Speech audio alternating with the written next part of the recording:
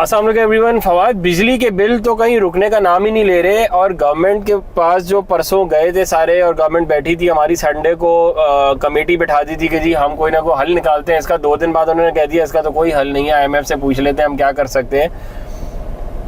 तो मेरे भाई ये चलेगा कैसे? 75 रुपीज़ तो कमर्शियल का रेट अभी लग के आ रहा है, घरों पे 55 तक लग के आ रहा है, ज़्यादा ही हो गया, 55-60 तक लग के आ रहा है। और ये कह रहे हैं अगले महीने फिर बढ़ना है और अगले महीने फिर बढ़ना है, क्योंकि हम एग्रीमेंट कर चुके हैं।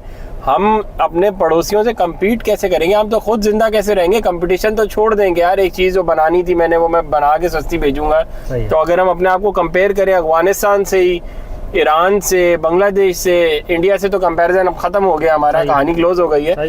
तो हम इनसे भी कम्पीट नहीं कर सकते जो हमने हालात कर लिए अपने बिजली के। और बिजली एक वो चीज है जिसपे इंडस्ट्री खड़ी होती है। बिल्कुल, ये बेसिक कमोडिटी में आ गई है यार, कि बगैर इतनी महंगी बिजली पे तो क्या बनाएंगे हम। बिल्कुल, हम तो हमारे घरों के बिल ही नहीं हमसे दिए जा रहे, तो इंडस्ट्री के बिल कहाँ से देने हमने। बिल्कुल ऐसे देखिए, 2 चीज़ें हैं। एक तो ये कि अभी होगा क्या होगा ये कि जब रेट महंगे होते जाएंगे तो जो बंदा घर पे एसी चला के सोता था वो अब एसी नहीं चलाएगा, वो पंखा चला के सो लेगा।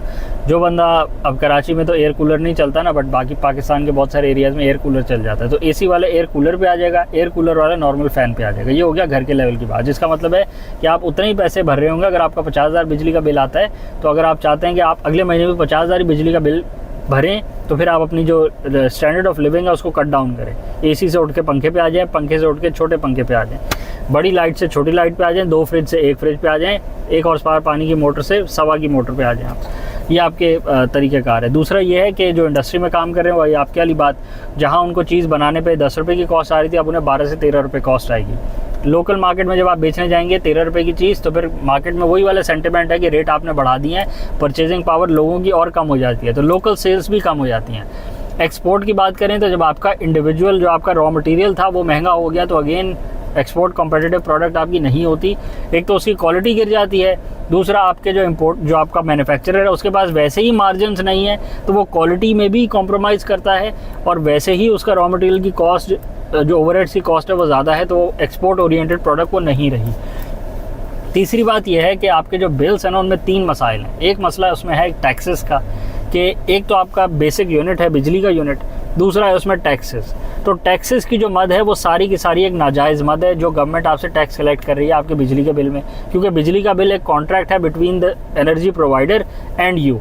आपने उससे बिजली जितनी कंज्यूम करी है, आपने उस बिजली के एवज उसे पैसे देने हैं। ये नहीं है कि FBR से कलेक्शन कम हो रही है तो FBR बोले कि बिजली के बिल के अंदर मैं कलेक्ट कर लूँ। तो एक पूरी नाजायज़ एक कैंपेन है, ये पूरा तरीक़ाकार है जो पाकिस्तान में एक राइज है, और मुल्कों में भी होता होगा, बट जिस लेवल पे पाकिस्तान में हो रहा है वो अनप्रेसिडेंटेड है, और वो एक तरीक़ाकार है, क्योंकि बिजली का बिल आप नहीं देंगे तो आपके घर की बिजली यूँ काट के चले जाते हैं, अगले दिन ही काटने आ जाते हैं, तो ये उसको एक्सप्लॉइट किया जा रहा है। दूसरा मसला है आपके बिजली के बेसिक टैरिफ का, कि जो यूनिट रेट है वो बढ़ा दिया जाता है फ्यूल एडजस्टमेंट के नाम पे। उसकी वजह क्या है? फ्यूल एडजस्टमेंट इसलिए होती है क्योंकि इंपोर्टेड फ्यूल होता है। इंपोर्टेड फ्यूल कभी सस्ता होता है, कभी महंगा होता है, कभी किसी IPP को पैसे ज़्यादा देने पड़ते हैं, कभी कम देने पड़ते हैं, कभी मुआहदा उसका पुराना चल रहा होता है और कभी मुआहदा उसका लैप्स कर जाता है। तो उस वजह से जो आपकी प्रोडक्शन कॉस्ट है वो वेरी करती रहती है। इसको हल करने का एक ही तरीका है कि आप रिन्यूएबल्स की तरफ जाएं, आप विंड के प्लांट लगाएं, आप सोलर के प्लांट लगाएं, और यूटिलिटी लेवल पे लगाएं। जिस बेचारे ने अपने घर पे लगाया है उसको तो इंसेंटिवाइज इस तरह किया जा रहा है कि उसके नेट मीटरिंग के रेट्स रिवीजन की खबरें फैलाई जा रही हैं। धमकियां ही हो गई ना, धमकियां दे रहे हैं कि जी आपका नेट मीटरिंग जो 20 रुपए का हम NAPP रेट पे ले रहे हैं उसको हम 8 रुपए कर देंगे। कैपेसिटी चार्जेस जी हम आप पे लगा देंगे, आप पे भी लगा देंगे, आप पे नेगेटिव कैपेसिटी चार्जेस लगेंगे घर के IPP बनने पे, और वो जो प्लांट लगा के डीजल का बैठा हुआ है जो पूरे मुल्क को दबा के बैठा हुआ है उसको पॉजिटिव में, और उसको हम डॉलर में पेमेंट करेंगे, कर्जा ले लेके IMF से। बिल्कुल, उसको डॉलर में कर्जा लेके पॉजिटिव में, आपने जो घर पे प्लांट लगाया है वो नेगेटिव में जाएगा, रुपए में रहेगा, और उसका रेट कम से कम होता जाएगा, क्योंकि पहली बात वो PKR में।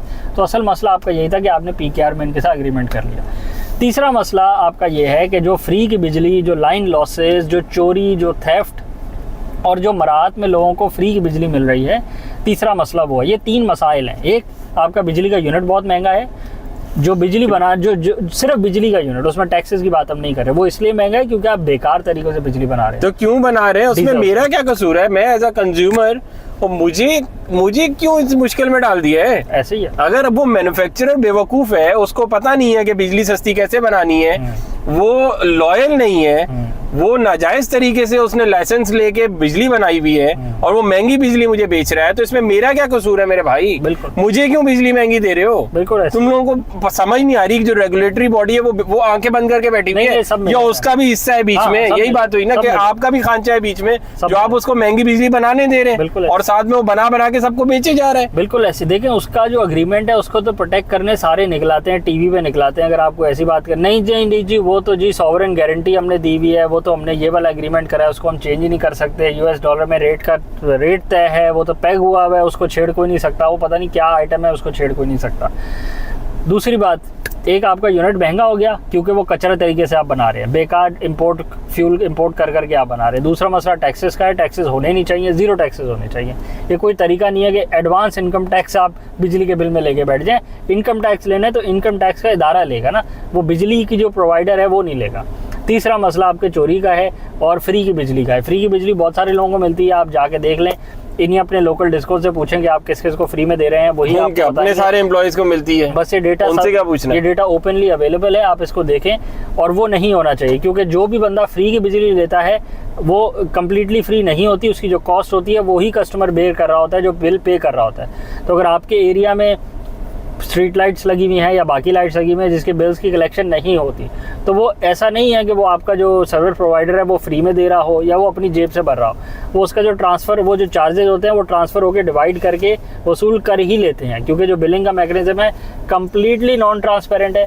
आप जाके पूछ के देखें कि ये जो स्ट्रीट लाइट का बिल है ये क्यों आया है, आप जाके पूछें ये वाला जो क्वार्टरली एडजस्टमेंट, ये जो पिछली बिल की फ्यूल एडजस्टमेंट करी है, इसका क्या मैकेनिज्म था, किस तरह कैलकुलेट करी है, जितने भी टैक्सेस नीचे लगाए हुए हैं उसके अलावा जो एडजस्टमेंटें मारी हुई हैं, अगर आप उसका मैकेनिज्म जाके पूछें तो कोई क्लैरिफिकेशन आपको नहीं मिलेगी।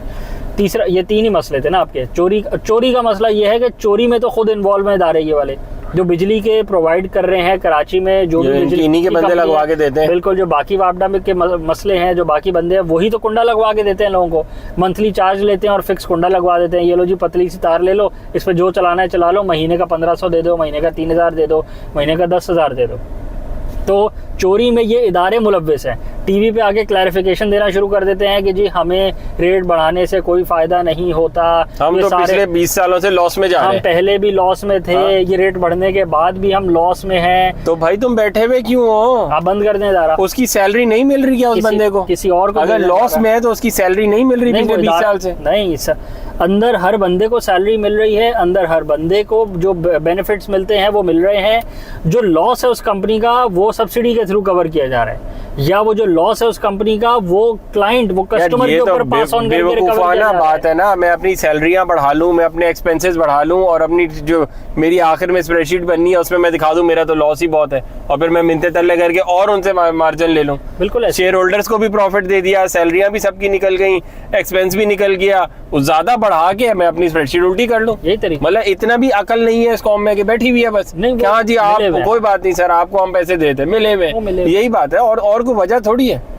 वो सारे ऐसे किसी का पर्सनल बिजनेस तो इतना लॉस में नहीं जा रहा जिसको सब्सिडी नहीं मिलती, या वो तो अगले दिन बंद कर देता है। तो वो जो सीईओ उठ के उस कंपनी में आता है उसका आने जाने का एक एक्सपेंस है, फ्यूल लगता है। फर्ज करें वो फ्यूल अपनी जेब से डालता है, जिस गाड़ी पे आता है वो गाड़ी खुद मेंटेन करता है, उसका जो ड्राइवर है वो खुद उसको चला के लाता है या ड्राइवर की सैलरी भरता है। तो अगर उसका आने जाने का एक्सपेंस और खाने का एक्सपेंस और उस इदारे में बैठने का उसकी सैलरी से ज्यादा हो जाए तो क्या वो बोलता है कि मैं जी माइनस में चला गया हूँ, मैं तो जो नौकरी कर रहा हूँ ना मैं लॉस में कर रहा हूँ, ये नौकरी करके तो दिखाए एक भी महीना।